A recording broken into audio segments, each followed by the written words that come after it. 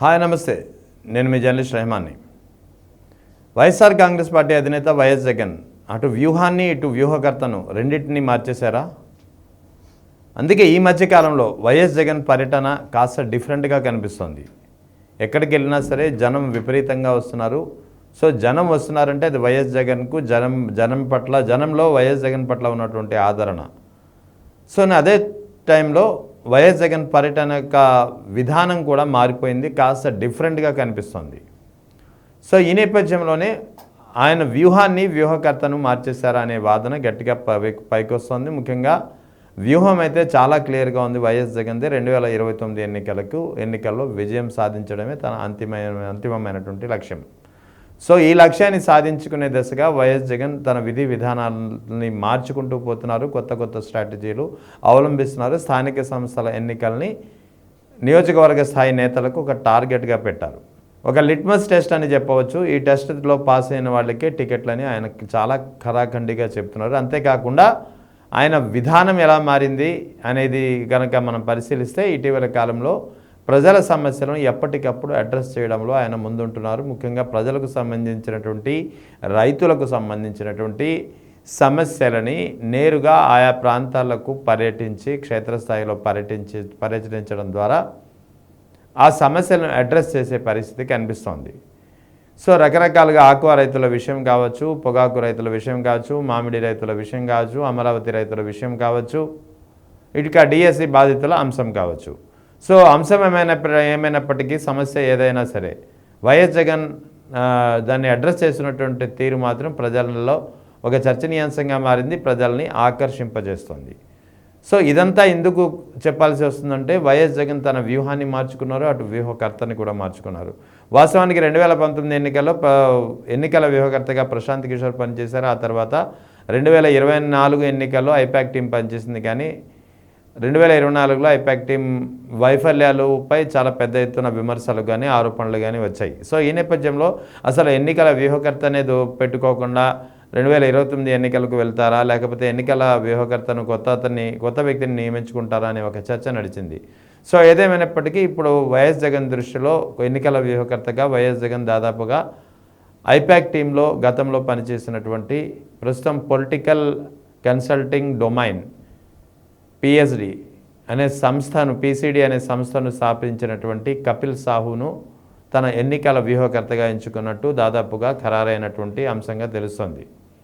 వాస్తవానికి కపిల్ సాహు ఎవరు అంటే ప్రశాంత్ కిషోర్ టీంలో గతంలో పనిచేశారు. 2019 ఎన్నికల్లో వైఎస్ జగన్కు ప్రశాంత్ కిషోర్ పనిచేసినప్పుడు కూడా ఈ టీంలో ఆయన కీలకమైనటువంటి వ్యక్తి కపిల్ సాహు.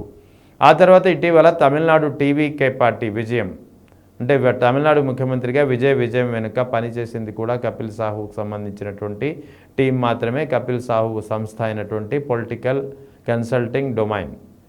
సో ఈ సంస్థ పనిచేసినటువంటి తీరు, ఈ సంస్థ చేసినటువంటి కృషి కారణంగానే విజయం అనేది చాలా తక్కువ కాలంలోనే సాధ్యమైనటువంటి పరిస్థితి. ముఖ్యంగా డిఎంకే కూటమిని ఏఐఏడీఎంకే కూటమిని తట్టుకొని మరి కొత్త పార్టీ స్థాపించినా సరే ఆయన అధికారం చేజెక్కించుకున్నారంటే కపిల్ సాహు ప్లానింగ్ ఉంది, కపిల్ సాహు ప్రణాళికలు ఉన్నాయి, కపిల్ సాహు వ్యూహాలు ఉన్నాయని చాలా స్పష్టంగా అందరికీ అర్థమైనటువంటి పరిస్థితి. వాస్తవానికి తమిళనాడు టీవీకే పార్టీ విజయంతో కపిల్ సాహు పేరు ఒక్కసారిగా అందరి నోట చర్చనీయాంశంగా మారింది. ఎందుకంటే వాస్తవానికి తమిళనాడు ఎన్నికల్లో బొటాబొట్టి సీట్లే గెలుచుకున్న, మ్యాజిక్ ఫిగర్కు దూరంగా ఉన్న, సో ఆ స్థాయిలో సీట్లు చేజెక్కించుకోవడం, అందులో కూడా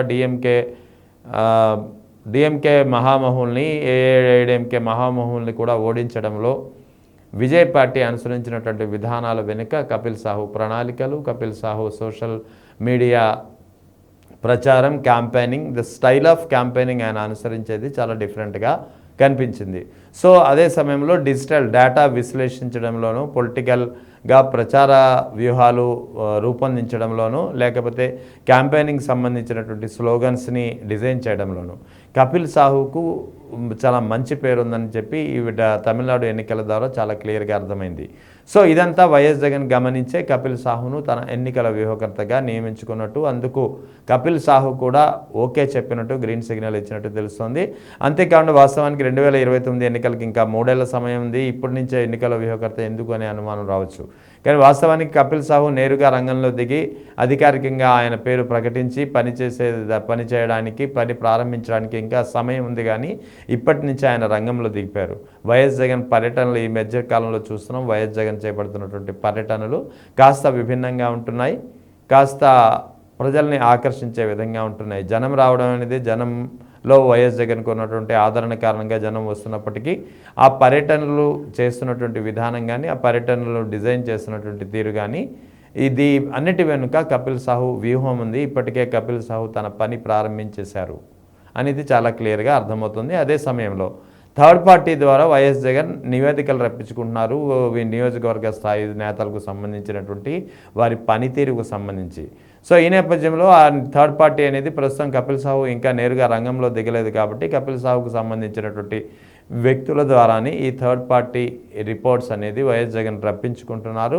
ఆ నివేదికల ఆధారంగానే 1-to-1 మీటింగ్ అయినప్పుడు, 1-to-1 మీట్ అయినప్పుడు ఆ నాయకులను నేరుగా ఆ నాయకులు చేస్తున్నటువంటి తప్పిదాలు కానీ, ఆ నాయకుల వ్యవహార శైలి కానీ ఆ నాయకుల ముందే ఆయన వైఎస్ జగన్ ఉంచే ప్రయత్నం చేస్తున్నారు.